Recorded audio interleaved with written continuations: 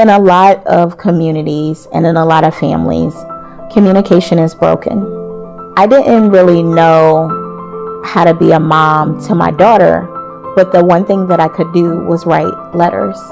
I figured out a way at a very early time in my daughter's life that if you feel like you can't talk to me, then you can write me. I remember my daughter writing me these letters about her dreams, about her concerns. I got letters in a box when she graduated from high school, and I gave it to her, and I call them the I hate my mommy letters. She's like, why would you put these in my baby book? But I kept them to remind her that my journey wasn't just my own, it was hers too. You were 6 pounds, 6.5 ounces. Is it a picture of you in here when you was born? Oh, there you were. I was somewhat of a nerd, right? I had scholarships for college, and I knew based on what society told me was the American dream was 2.5 kids, a house, a college education, and these are all things that I wanted and I believed that I could have. And my life kind of went upside down. My father became addicted to drugs. Nobody knew because I wasn't able to talk about what was going on in our home. And I exposed myself to people and friends that at the time they helped me to forget about what was going on at home. I didn't know that when I got pregnant that we would no longer be friends because they would become the ones that were judging me then. And it hurt. We had a history of teenage pregnancy in our family.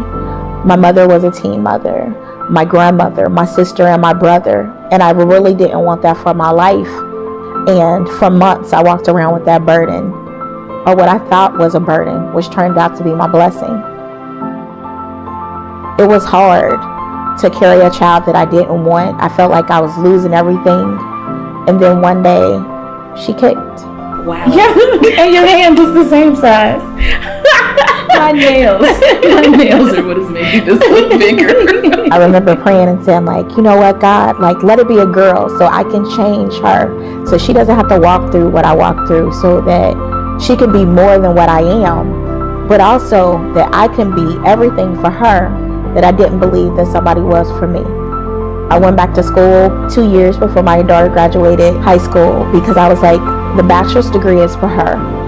The master's is so that I can build Rosemary's Babies Company. And the vision is for me.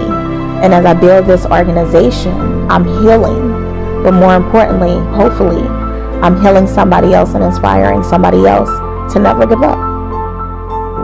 I can relate because I was there. I remember taking the pregnancy test and feeling anxiety and fear. I thought that I was going to have to give up. And on days that I felt like I didn't know whether I was coming or going because I didn't know how to love my daughter, I didn't know how to be a parent, here these people motivated me and uplifted me. And I felt that I could do that for somebody else. The journey of being a teen parent didn't have to be that hard. Miss Harper wrote that my senior year. It was very, very hard at school. And so she would always tell me, Rosemary, sometimes you got to walk around the wall rather than do it to figure it out. When I started this organization, I wanted it to be a no judgment zone.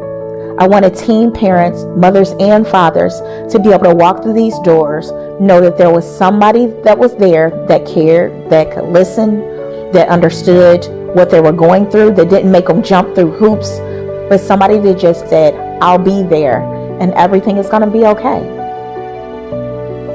When you hold your baby in your arms, you see them being the next president or the next Jordan or the next Beyonce. You don't see them at 12 being a parent and having to raise a child, because when that happens, you see the outcomes. You see a life of poverty. You see a life of struggle. You see a life of minimum wage jobs.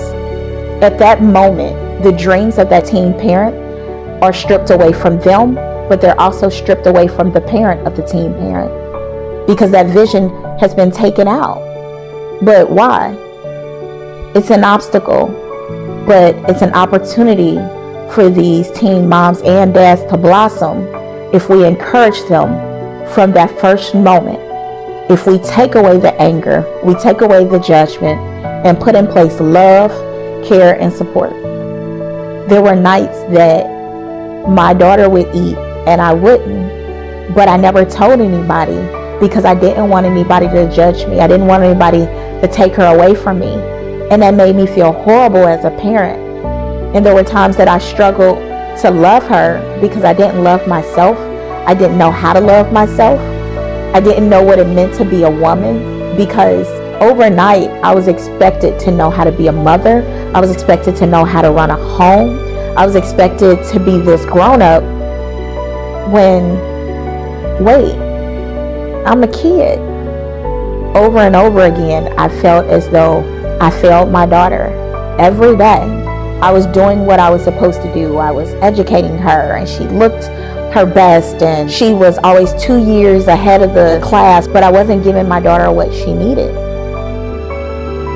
That's when I really learned to be a mom. She was 10, and I remember her writing me this letter that says, I know you love me, but I don't feel like you love me. I don't feel like that you're a mother to me. I don't feel like that you know me. That's when it became me changing the legacy and the dynamic within my own home. It changed everything. I remember when I first came up with the mission to help teen parents master the concepts of self-leadership to leave a legacy. And people are like, legacy is money. That's what people leave when you pass on. And I said, but legacy is also what you leave behind and how you live. Because in a lot of families, there are curses of people not getting high school diplomas, teenage pregnancy.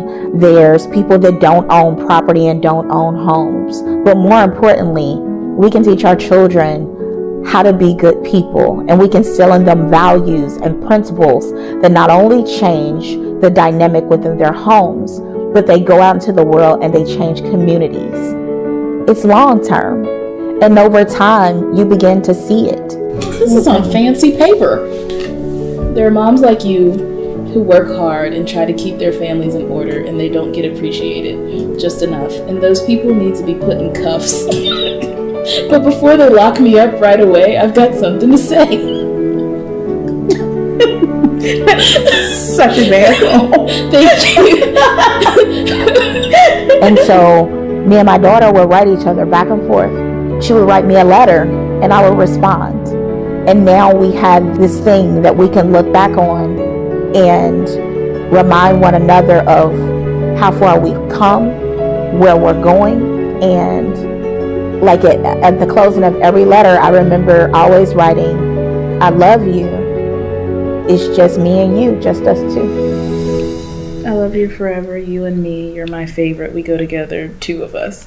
Just us two. Oftentimes people ask me what is my greatest success. And I have to tell them, it's the little girl that grew up with me, that taught me to be a mother, that encouraged me to go back to school, and sits on my board every day and reminds me that you can do this, that you are changing lives, and that the journey that you walked through was all for this, and that you did good. That's what matters, and that's what's important. And that's what I want to share with these teen parents every day. That you did good. That it's okay. I'm extremely proud of you. I am. And thinking about how much we went through, trying to figure out how to be a mom, and for me, trying to figure out how to be a good daughter. It's really wonderful to see that we made it.